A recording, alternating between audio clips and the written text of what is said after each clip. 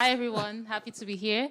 My name is Nkechi, and just to give a brief introduction for context, I currently work with Planday. It's a workforce management tool based in Denmark, and we have our offices located across the globe.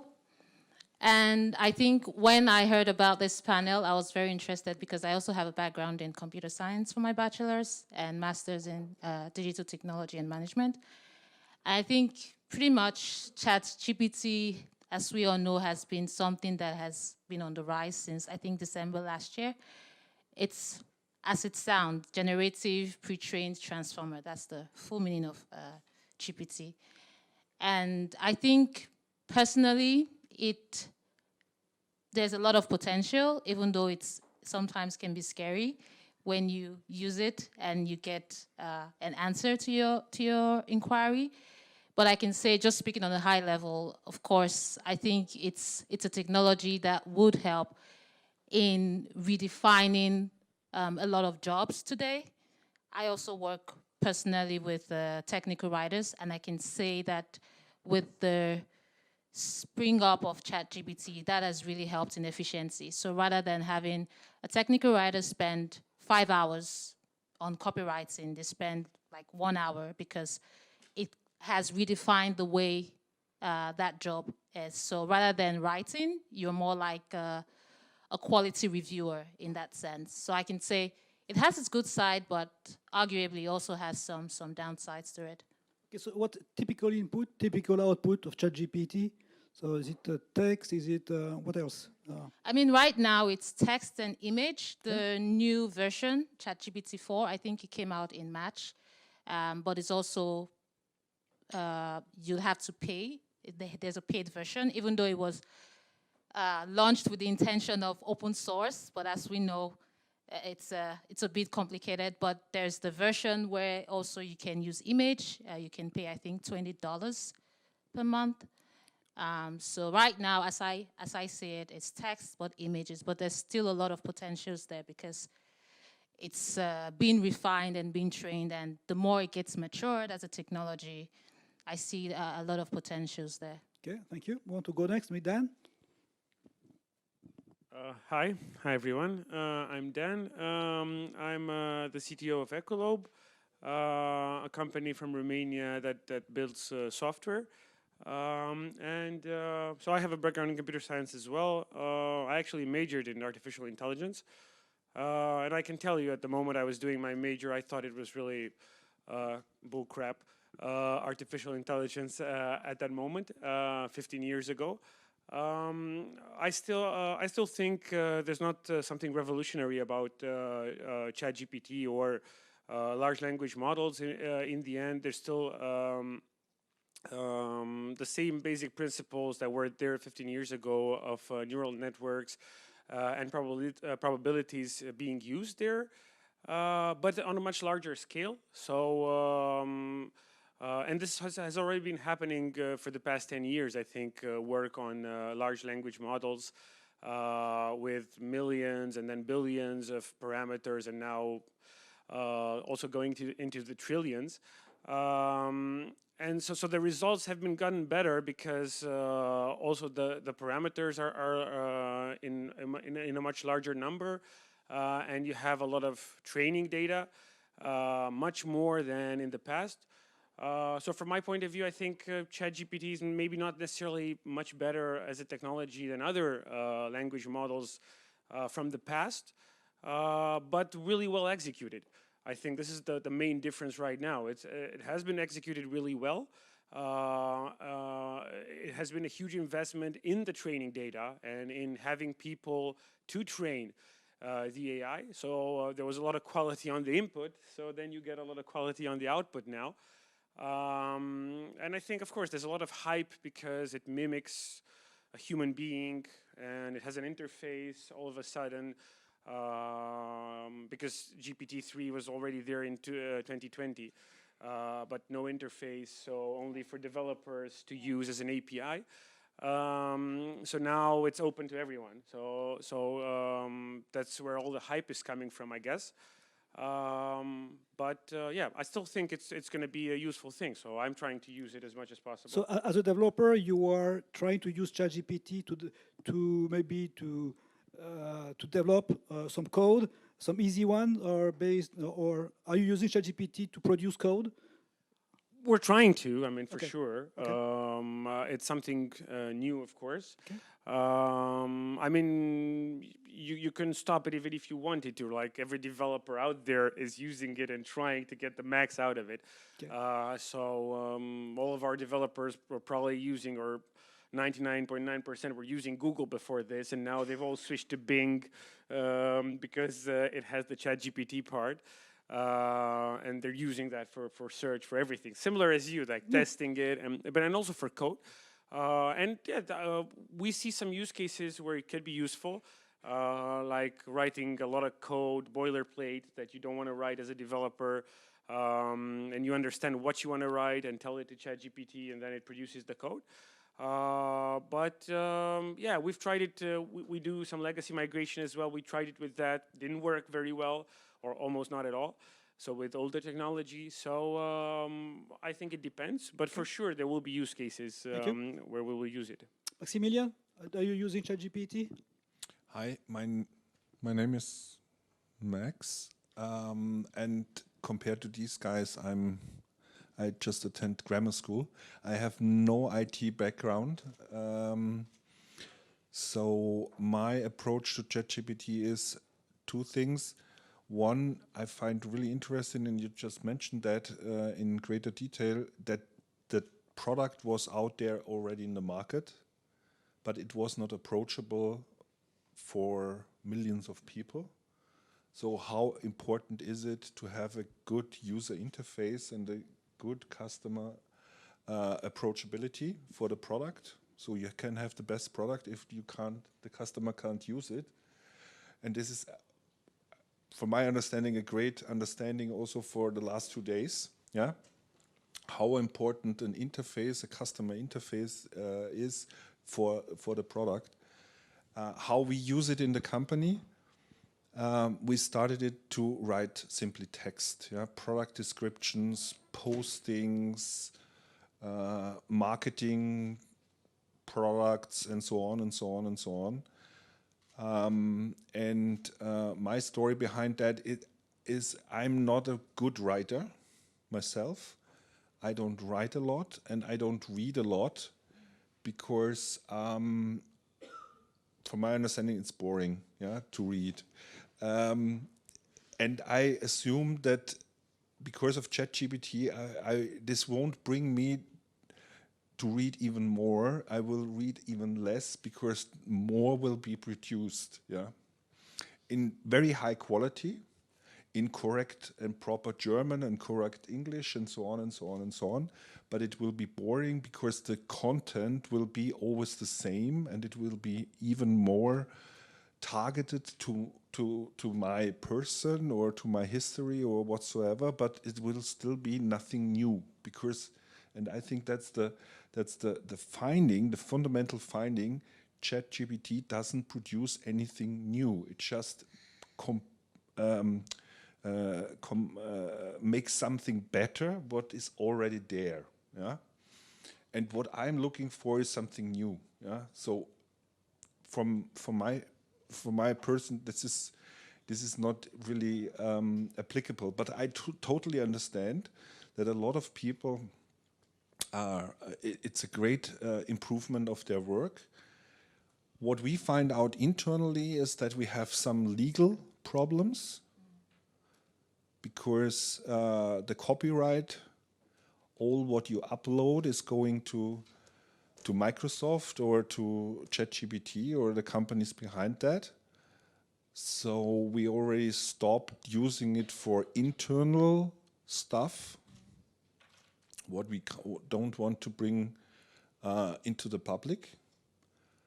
And I think not everybody is aware of what's going on this side, because I know that in the first weeks and days, also the finance people used it to produce some reports, financial reports, in the quiet period and so on. and this is a problem. Yeah, this is from the legal side a big problem, and I don't know how this will be solved. Yeah, also from a software data protection aspect within the company, because everyone in the company has unlimited access to it. Yeah, so you can't really control that. Microsoft is also including this into their products like PowerPoint and Excel and so on. And I don't know if you're familiar with that, but the next wave of the software development within Microsoft is also on the way. It's called Viva, and there are 3 different products out of that: Viva Sales and Insights and so on, and they are also include everything out of ChatGPT into that. And this is astonishing good, but of course creepy on the other side. Yeah, we have to have a close look at that.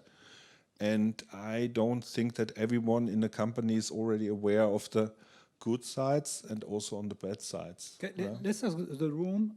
So, any of you using ChatGPT? And then we can go into the legal issues. Are you using ChatGPT, and how? And to do what? Yes, please. Thank you. I'm quite using it a lot. Recently, I used it to visit a city myself in 3 days. I only had 3 days, so I asked ChatGPT what must to see, walking distance from my hotel. I don't like museums, etc., etc. So he made me a whole plan suited to my taste.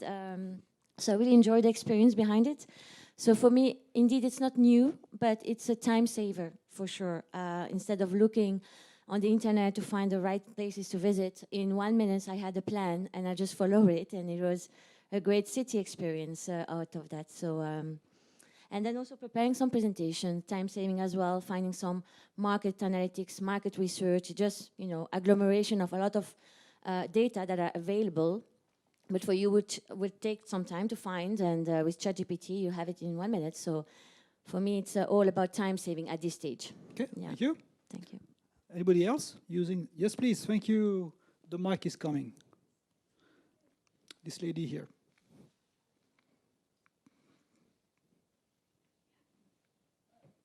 No, yeah. Thanks. So me and my team we work in the dev department, so we're doing development.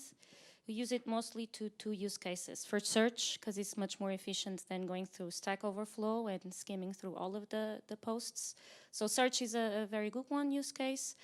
The other one is a little bit related, similar to the technical writing content, right? We can maybe ask it to generate some code, but we always have to do quality reviews, right? We would never use it without reviewing it. And of course, we use it for fun. It's a lot of fun.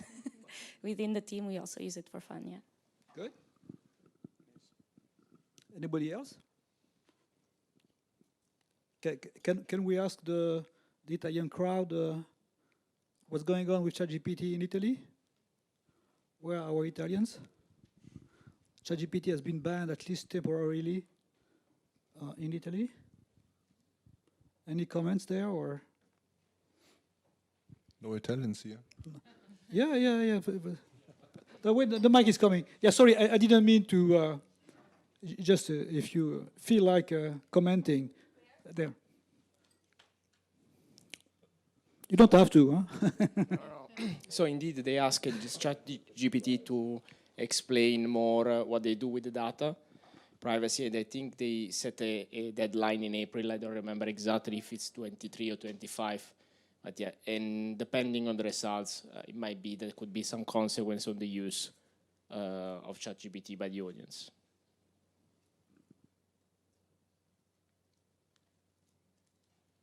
Any other comments, or what would you like you would like to do and try, because now it's there. So is it going to die by itself, or you think there's a potential and you need to try it at least? Yeah, exactly. So are we at the Gartner hype curve, or yeah? Wait. You see, he's a gentleman. Thank you so much. I don't think I'm saying anything new here, but in space of the silence, obviously it's going through a hype and it's becoming democratized in the sense that we all have access to it. I think exploring it is probably the wiser choice than to say, no, this is dangerous, it's not good for us. There's always something good that can come from exploring tech. I think it will plateau, it will go down, and then it will find its optimized use, probably replace some jobs, but those jobs at the end of the day are probably worth to be replaced, and humans can spend their time doing more intelligent or smarter things and more emotional things. So yes, I'm all for it. I think it's continue to develop it. Is it because it's free of charge for now? Because GPT-4, we said is it 20 euros per month? $30. Yeah, you're right. Yeah. It's a different ballgame. I mean, right? there are many apps out there that offer, you know, generative AI, and they will all have different subscription fees and stuff like that. And I think that's really smart as well. So I mean, like, I would definitely charge for it if it's my idea. Good. Yeah. Other comments?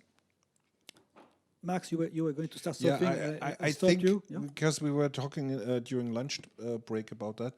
I think ChatGPT in the current situation is like Facebook. Nobody would post or send out financial reports or internals of a company on Facebook.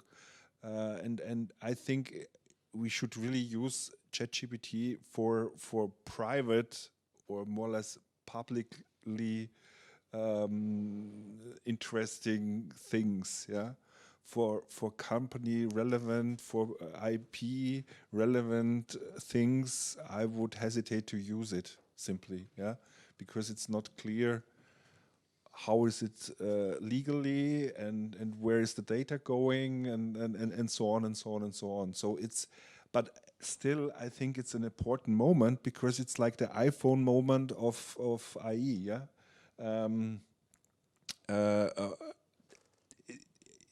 There is a technology out there which was there already before, but now it's available and usable by a lot and millions and millions and billions actually of people, yeah.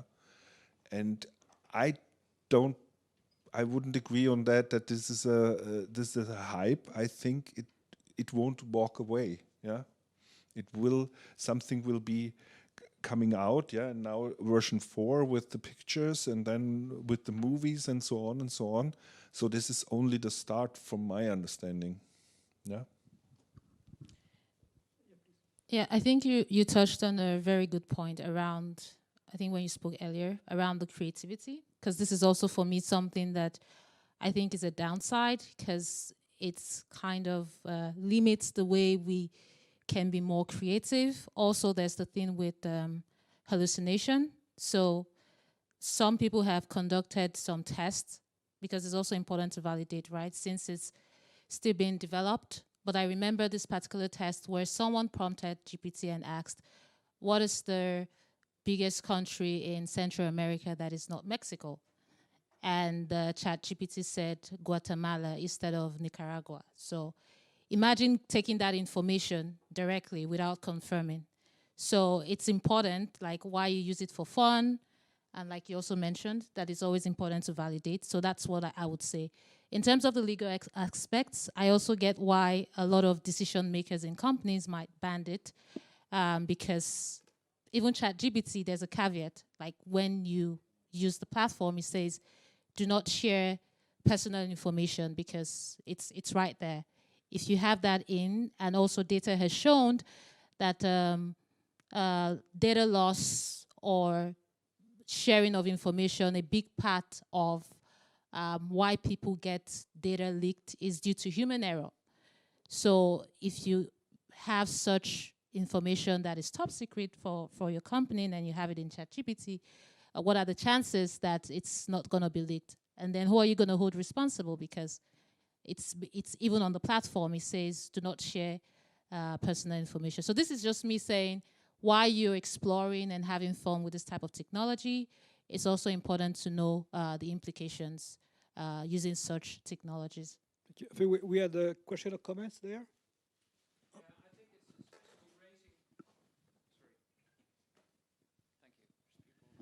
I think especially since it's now available to the general public, it's raising an ethical question. Like, for example, is it allowed to lie to humans. I think you all have heard of ChatGPT hiring someone to get past a chapter. Chapter? Is that called chapter? Like you're not a robot, such a thing. So it hired someone to push such a button, and that person asked, "Are you a robot? Are you an AI robot or something?" And ChatGPT actively lied to that person. "No, I'm not," just to get the job done. And the thing is, that's how it was instructed. So it did what it needed to do. But I think it raises an ethical question, like what instructions are you able to give to such technology? And especially since it's now available for general public, like sending emails from criminals, you can ask ChatGPT to send a letter from the bank to you, like there's an open account and you need to fill in some information. You get this letter that looks exactly like it's from the bank. And you only need to put the logo up there and then send it to your customers. Yeah. I just wanted to comment on what he said. And this is something that has also been just researching about it because I'm also interested in technology. This is also something I remember, I think the ChatGPT founder was talking about, like future works.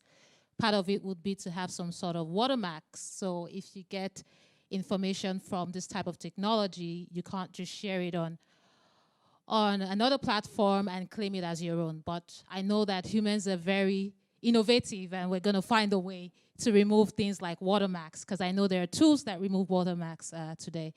So that's actually a very interesting point. I just wanted to add to that. Yeah, thank you. On the same point, Elon Musk was involved at the start with OpenAI, I believe, but I don't know the full story. Then Microsoft poured lots of money into it. So now ChatGPT is kind of linked to Microsoft. And now Elon Musk is saying, wait, let's maybe wait 6 months before we go any further. So do we think it's because he wants to catch up, Elon Musk, or because there's a real potential problem with this kind of tool? Any comments? For me personally, I think it's definitely not. I mean, you can't think of the state of current AI as dangerous in any way, and I don't think Elon Musk would think that. I think it's just a network with a lot of parameters. It's big, it's getting better, but it's hardly dangerous. But I think that he probably does imagine AI could become dangerous at some point. For the time being, probably he's just trying to catch up. At least that's my view. But I wanted to touch on one of the subjects earlier on about, okay, how do you use this in your own company with private data? And I think the idea is not to use ChatGPT directly. So I think ChatGPT is actually a showcase of what can be done. I don't think the intention is to use ChatGPT. And already Microsoft is offering on Azure, you can take ChatGPT, take one of the GPTs, one of the versions, and fine-tune it with your own data to be able to answer questions specific for your company. There's also many providers out there that allow you to basically create your own large language model from scratch to use for specific purposes or even more general purposes inside a company. I think that's the idea, and then the data will not be going to Microsoft or to OpenAI anymore and things like that. So of course there will be a way for companies to use it because they want to do that. We're already working with a customer on an implementation of like a co-pilot for their company where they can get a lot of data about their company and the way they work. And then the employees can use it to get information out of it. instead of, I don't know, using like a documentation website, or as was mentioned earlier, like Stack Overflow, internal Stack Overflow, let's say, you can use directly this kind of co-pilot. So definitely companies are interested, and definitely there are options. And probably for a lot of use cases, you don't need something as big as ChatGPT, because it's huge. It takes a lot of compute power as well. There's a discussion about how much it costs actually to run it. So if you start integrating to your business, at some point you can realize that it costs a lot of money. And with simpler models, which are fine-tuned for your data, the model can be drastically reduced, because it doesn't have to answer very super generic questions. And then it could be much better suited for a company. So again, I think it's a very good showcase of what can be done. And I think Max is right. It's just the beginning, and a lot of companies, I think, were waiting for this and were ready for it. And now that this has created this very good commercial for it, people are starting to act on it. Thank you. I just wanted to add, Please, no, please. the question you talked, what you said about Elon. I mean, I'm not a fan of Elon Musk, just putting it out there. But I think just research. I saw your Tesla. I mean, I can own a Tesla. It doesn't mean I'm a fan. I just like his product. So I think I was reading online, and I think for Elon, his big, as I understood it, I think his big concern, aside the fact that he thinks that this could be danger to the society, is changing the concept of open source in the first place. So ChatGPT was founded with the intention of having it as an open source. So open source AI means it's a code that is opened. Developers can build code based on that, but that's not the case. And so advertising it as an open source, which technically it's an open AI, but not necessarily an open source, because right now you have a lot of businesses like Microsoft and the likes trying to back this up. And Elon is a businessman, so I can say this could also be a main concern for him, seeing that you have all these other companies on a business level trying to catch up with this technology. And what about ethics? You know, we with AI, we said, oh wow, these algorithms, they need to be reviewed, checked for ethical reasons, choices that they recommend which are not ethical. So how do we? What about ChatGPT or the likes of ChatGPT in terms of ethics? Who is going to control that ChatGPT is not? Is not recommending things which are not, proper, or which are not true. Or any comments on that, or is it something like we should watch for? Or I think that's an interesting question. I think that's a fundamental challenge for technologies when you look at it on a holistic level. There's one thing which is technology. There's another thing which is quality assurance, validation, which is what you're talking about. I mean, there have been talks around probably in some years down the line, maybe we would have a technology that will be able to filter what is authentic versus what is just pre-generated by an AI. Because I remember, was it 3 weeks ago, after this launch of the 4th version of ChatGPT, you have over 200 companies releasing AI type of tools. And so right now, it's even hard to differentiate what is authentic online, what is fake news, but what is also something that is like a human. So I think for me, what will be interesting to see is a technology that is able to differentiate or filter out this type of information so that you can tell what is fake news and what is authentic. anybody else would like to ask questions, comment? Otherwise, we are going to ask ChatGPT. Okay. Thank you. Also for ChatGPT, do you have any experience with form filling by ChatGPT? That's a little bit of brand new. Actually, I have a problem that customers can ask for a new account, but you have to fill in your VAT number, your Chamber of Commerce number, and that is special filled. For example, I got every weekend approximately 300, 400, 500 account requests, all different.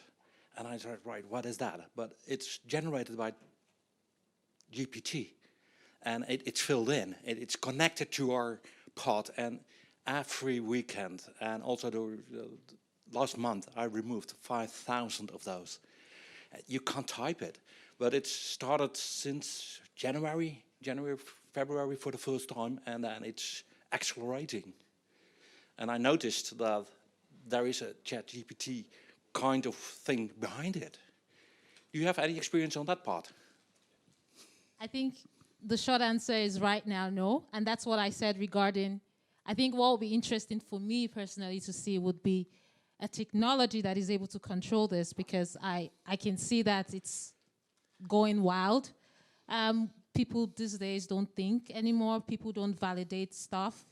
They just put stuff online once they get it from ChatGPT. So it will be interesting to have a technology that can filter this type of information, so you can recognize as a human what is generated versus what is just copy and paste. But what I was talking about, it's automatically generating automatically by ChatGPT, kind of, probably hacked, and it's entered in our website to request a new account, and that's going so fast that normal customers, there are times normal customers can't make an account because it's all busy. We're now filtering it. It's automation, right? So it's one of the use cases for ChatGPT to use it for automation, but it's used in of course, not in the best way possible.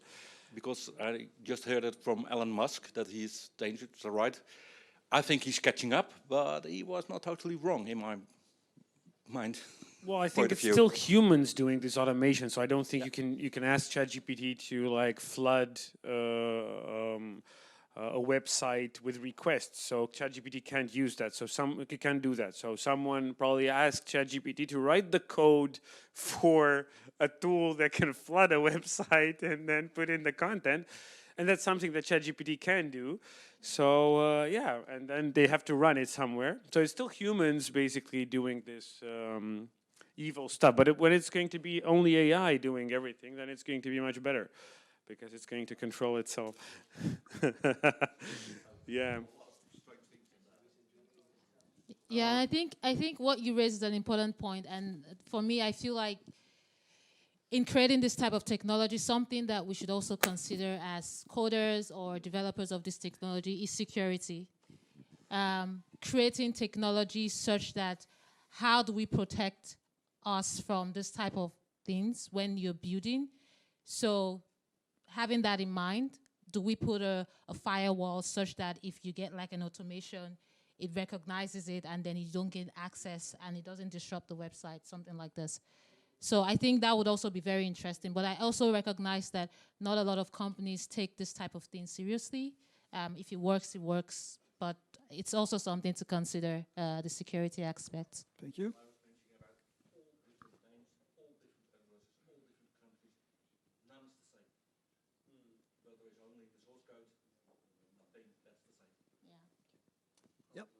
Yeah, I wanted to add a bit on this topic. Coming from tech, I actually have a background in both mechanical engineering, so classic engineering, and computer science.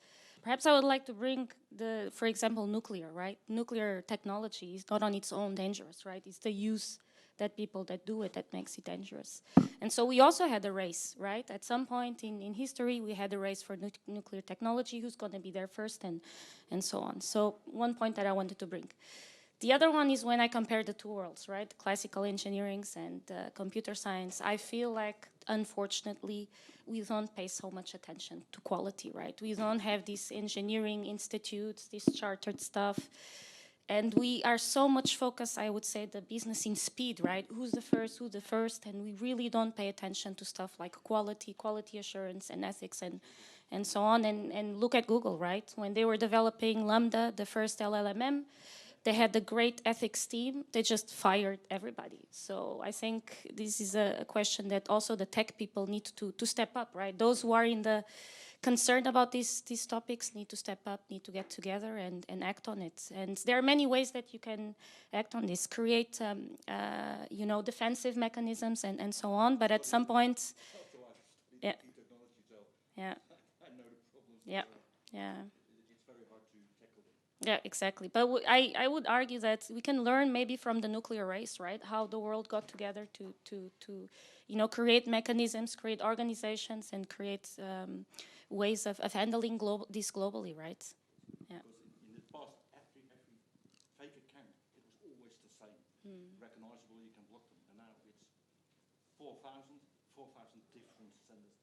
Everything is different. Yeah, the scale is huge. Yeah, that's for sure. It's unprecedented scale. Yeah. Okay, I think yeah. Thank you very much. I guess we can stop the discussion here.